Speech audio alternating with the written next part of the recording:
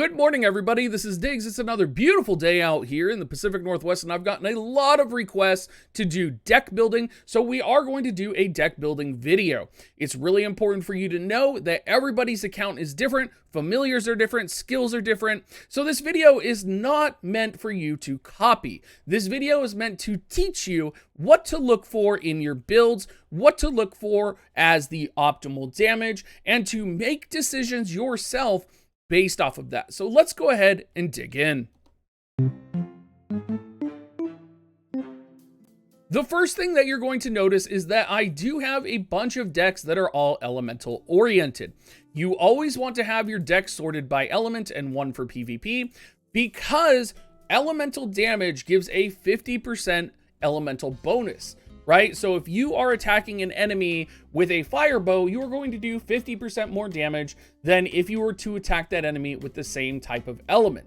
If you were to attack the enemy with its strength, so for example, if I was fighting a water-based enemy and I was using a fire bow on them, I would have 50% damage down. So choosing the right element as well as the right elemental familiars in your builds is really important.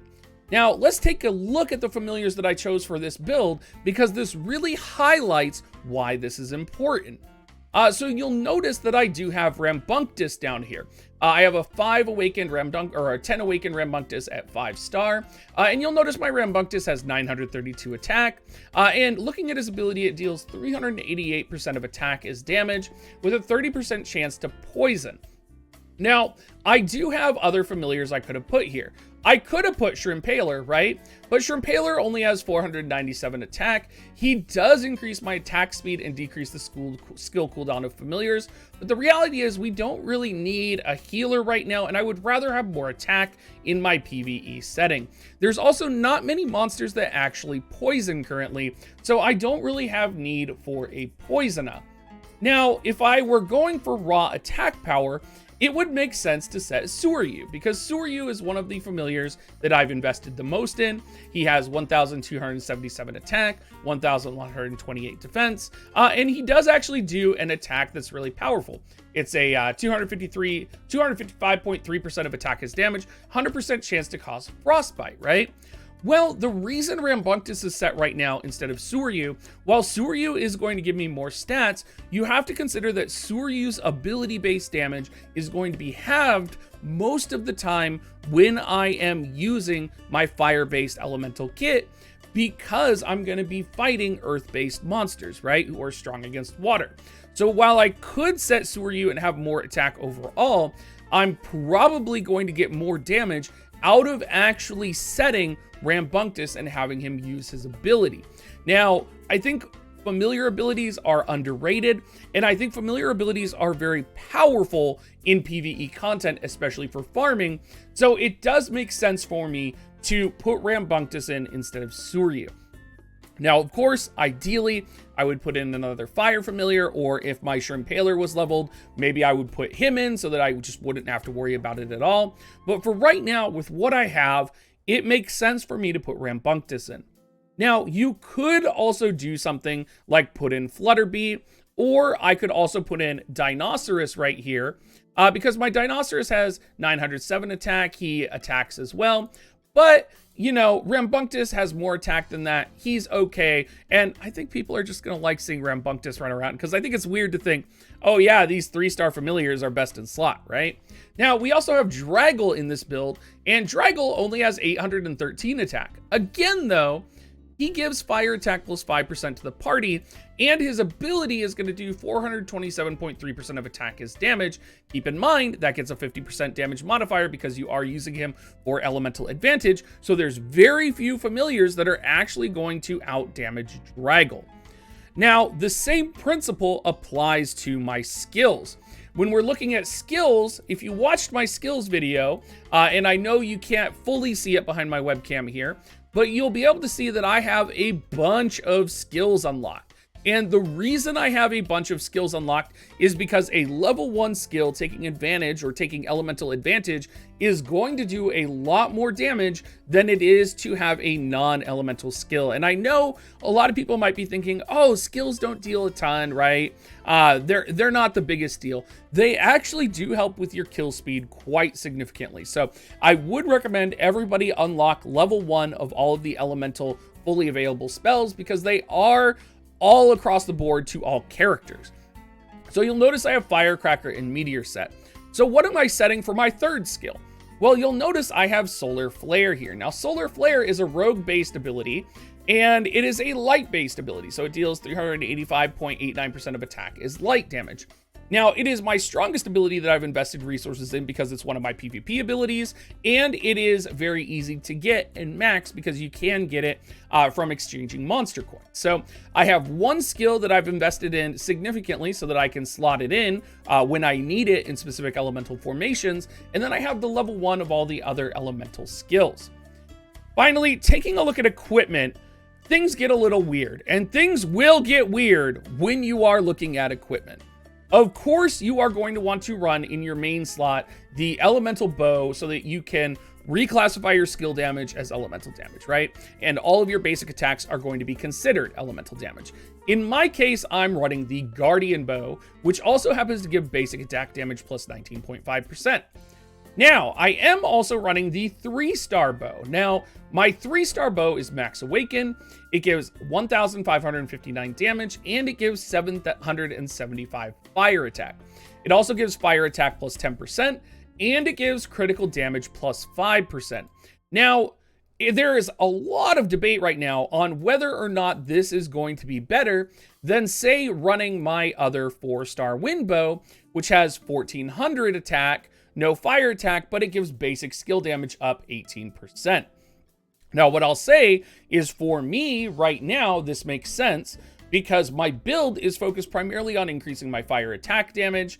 I have Draggle that's increasing the fire attack. I have skills that are based off of fire attack set right now. I have Might, who's going to be doing most of my damage. So it makes sense for me to have fire attack set. However, when we start looking at the actual attack value of fire attack as well for the future, you'll notice that fire attack, water attack, and earth attack are always going to be larger than light and dark attack. So this is going to be a little bit different than when we get to the light and darkness builds. So I did have to choose between running a water bow in my 4th slot or running a wind bow. I chose to run a water bow. Arguably, I think you would want to run a wind bow because skill damage, basic skill damage, so that's going to be your top 3 abilities, proc more often than these damages do, right? Than your spell/skill damages. So it makes sense to run a wind bow as opposed to my water bow. So you could make a call. It's just one of those things where you kind of have to look at things, decide for yourself what's going to be the best build for you. And right now, I'm running very focused on my spells currently in this fire build. So right now I have my water build on. And I think at the end of the day, it doesn't make the biggest difference right now, but it could with maybe I had my earth bow being 4-star awakened a little bit more, right? Where it had maybe a little bit more attack power or it had a little bit more basic skill damage on it. So something to watch, and something is kind of what 4-star weapon you're going to be slotting in. Taking a look at my water build, you'll notice I do have a situation here where I am running Splisher. Now, what's interesting here compared to my other builds is Splisher is important to me for removing burn. If you are running field bosses, there are a couple healing based familiars that are really important, Splisher being one of them because you're going to get burned. So Splisher to me is really important. If I was looking for best in slot though, I may replace Splisher with Crowhawk to get that water attack plus 5%. Also, Crowhawk does have an offensive ability, so he is going to be able to get the elemental advantage here and kind of lead me to deal more damage. So again, this is a personal preference that I have Splisher here, and it does impact my damage. However, it is one of those things where, I think you could go either way, and it's just kind of up to you. You can see I have Water Bomb set, I have the other water spell here, and I have my light-based rogue spell. In terms of bows, I have my 4-star water bow, my 3-star water bow for that water damage up, right? Which we had talked about. And then I am running my 4-star fire bow. So my default for my 3rd slot is always going to be my 4-star fire bow because it is my highest level. It also gives basic attack damage up, and basic attack damage is always going to out damage any skill damage or spell damage up that you put on your character. This is one of those golden rules. You are always going to want to put your fire bow on your character or your fire axe, particularly if you are, say, a destroyer where white damage or damage done by auto attacks makes a lot bigger deal than some of your other skills or abilities. Now, you're going to see that my earth formation is, again, very similar here. And I make a similar choice by using Disbelief as opposed to using Staghorn. I actually find that tank familiars don't have much use yet, it feels like. I could run Staghorn to kind of help me in field boss situations, but I would rather run Disbelief right now because Disbelief is going to be able to purify Frostbite, which Gigantus gives me, right? So this way I have 2 offensive-based abilities in my Earth build and 1 Purify.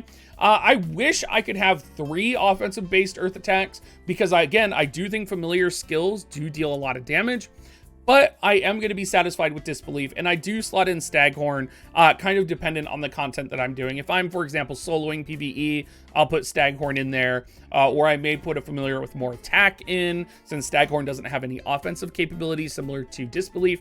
Just kind of depends on what I'm doing. Now, this is one of those unique situations where I do actually have the 4-star plus bow. So in my Earth build, I do have the Earth bow that gives damage to water monsters up 25%, which is extremely powerful. This is the no-brainer. You're going to set this here. But the question is, what else do you set? Because all of a sudden, you're going to potentially be able to set your 4-star bow. You're going to potentially be able to set your 3-star bow. Or you're going to potentially be able to set another bow. So this is where things got complicated for me. So I do have my 4-star wind bow, and it does give 527 more attack, it does give 296 more earth attack, and it gives basic skill damage plus 18%. Now, compare that to my 3-star earth bow, which gives 1500 and 751, and then earth attack plus 10%. You're in a situation where it's hard to tell which one is going to be better, because one of them is going to increase all of your earth damage by 10%, the other one's going to increase your basic skill damage up, and one of them with the basic skill damage is more powerful, but earth attack is going to affect all of your skills universally, right? So it's getting to that point where you're like, oh my god, what am I supposed to do? Am I supposed to set 3 earth weapons, which may be the best in slot, because you are going to stack that earth attack up, right? So ideally in the future, I may want to set all 3 earth weapons instead of having that 4-star fire bow. But for right now, what I've decided is to bench my 4-star earth bow because it is not nearly fully awakened or enhanced as much as my 3-star earth bow. And I do want that earth attack up. And my 5-star fire bow, or my 6-star fire bow, has 1800 attack, so it's going to give a lot of power, and it's going to give basic attack damage up. So it's one of those situations where, yes, I could arguably put in that 4-star earth bow for my potentially almost maxed out fire bow, for my 3-star earth bow, right? Either way, that's going to add damage to me, and I think it is kind of almost negligible dependent on since we're not talking about like maxed awakening level. Of course, eventually, when my 4-star earth bow is more leveled, because I just got it recently, it will become like that best in slot, right? But right now, because it's not fully enhanced, it's not fully awakened, it's not in that position. Like, it's kind of fighting with my 3-star right now, or with my fire bow, on being able to go into my composition. And it's one of those tough calls where the only reason my fire bow is literally in this build right now is because of the massive amount of attack that it has. And granted, the 4-star wind bow does give earth attack, so there's that to factor in. But basic skill damage or basic attack damage is so powerful that I think it overrides anything else that I would set. Unless, of course, we are talking about like the legendary plus dark weapons or light weapons, because those are a little bit different. Now, talking about dark and light formations, let's talk about the dark and light formations that I have set, because For dark, you're going to notice that I have two dark skills here. I actually have the wrong skill set here. It shouldn't be meteor. But you'll notice that I just went for raw attack power here. I do have other dark familiars that I could set, potentially for elemental damage bonus. But the raw attack that I'm going to get from Might, the raw attack that I'm going to get from Suryu, I think is just better because I haven't invested in Ebony Torex. I haven't invested in Arachnus yet. And while Arachnus, maybe with her skill, will deal more damage, she's significantly under-leveled compared to my other characters, to the point where it's like 700 attack difference for Might and Suryu right now. So very significantly. So Dinoceras is here, because Dinoceras I have invested in. And what you're going to notice in my light and dark builds, because I don't have a ton of familiars, is that my Dinoceras is here because he is going to be my attacking familiar. He's going to be the familiar I have turned on to automatically attack. And he's going to kind of do that and kind of do that damage.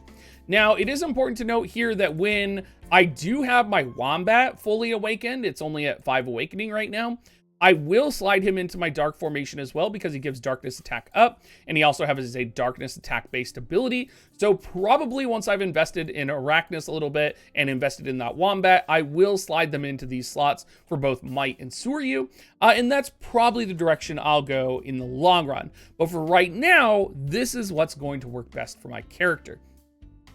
One of the other things that's interesting about dark weapons and light weapons is that the 3-star variants of the dark and light weapons give darkness attack up, which makes sense, but the 4-star weapons give damage to light elemental monsters up. So this is interesting because it affects all your familiars that you have equipped, all of your skills, right? So you don't necessarily need to have darkness-based familiars equipped to potentially benefit from this. So very important to keep that in mind as you are going through here. You're also going to notice, even with my darkness build right now, that my darkness attack is only at 7,200. And the elemental builds with my other builds, like even my fire build right here with just my fire bow equipped is 7,600. My elemental power level and value in dark is significantly lower than a lot of my other builds. And that's because my 3-star dark bow is not awakened. My 3-star light bow is not awakened. My 4-star dark and light bows are not awakened because those are rarer, right? So it's going to be one of those situations where you may lean more into attack than potentially the elemental damage in this situation. Specifically, we're talking about elemental attack here. Because a weapon like the 3-star dark bow, when you have less dark attack, or Wombat, right, that increases dark attack, may not be as beneficial yet. So there is a variety of situations here where maybe you don't set the 3-star dark bow, right? Like, because it's so little and it's only awakened to 5 and it gives 1,400 attack, right?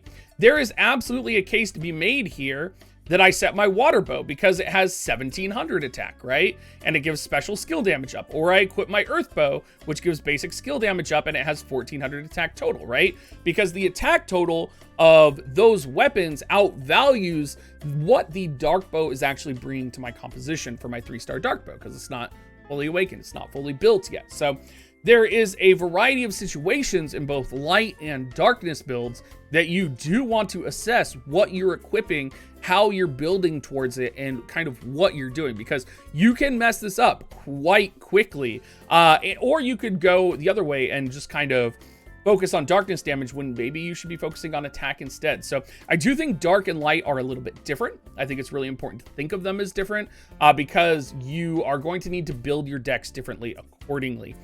Now, light is, of course, in a very similar situation, and you can see in light, I actually only have 1 bow equipped. I only have my 4-star light bow, which gives damage to darkness monsters up, because my 3-star light bow is nowhere near. It's literally level 13, 4-star awakened, and it gives 900 combined attack. So literally my 4-star weapons are going to be better. I actually have my 3-star weapon here equipped inadvertently, which good thing we're going through this, because holy cow, that is a huge difference in attack power. So good thing we're going through this. But yeah, same type of similar situation. I'm still setting my highest based attack familiars. I'm setting Flutterbee, right? Light, unfortunately, has a situation where they don't really have a lot of attack based light familiars. right? So like you have like monkey, you have bird. The sunflower is important if you do end up having a lot of light attack. It does give light attack plus 5% and will probably be worth building once you get Awakened 10 because it is going to have a offensive based light ranked ability. But again, you have to get there. You have to be able to, you know, level your 3-star familiars first, get them max awakened, and my light familiar and my dark familiar like Wombat are not fully awakened yet. So for right now, for me, it's going to be Suryu and Mike. Anyway, everybody, I hope this video helps you guys. I hope this helps you understand how I approach deck building. It might not be perfect. It might not be optimal. I think it is for my specific case, but hopefully you guys got something from it. So thank you so much for watching and have a great rest of your day.